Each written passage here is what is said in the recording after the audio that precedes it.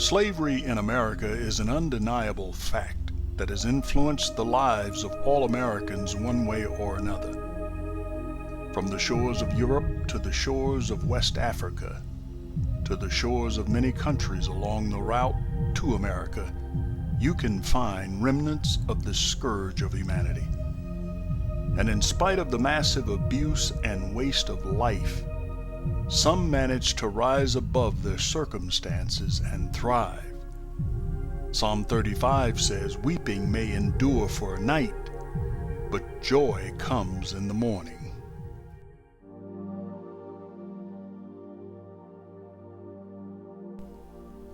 To an uninitiated set of eyes, it might not seem like a major change to go from the belly of a ship to rankled shacks thrown together by the merchants of human beings, but it was.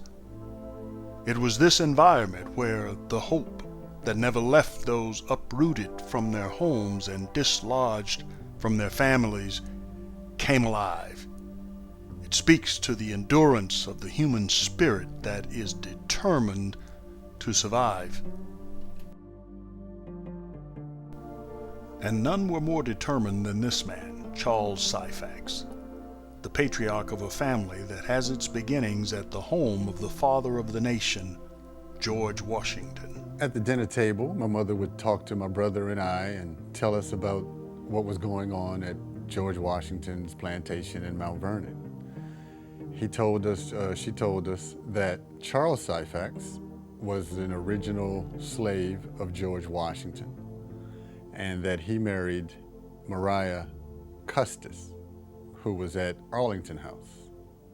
I'm glad to know that I have knowledge of my genealogy, and I'm also glad to know that Charles SYPHAX was a prominent, decent, uprising young man in his time, and that he married somebody who was just the same. As it was told to me, George Washington Parke Custis had a daughter, Maria, and he allowed her to be free because it was his daughter, and he wasn't ashamed of having a slave by having a child born to him by a slave.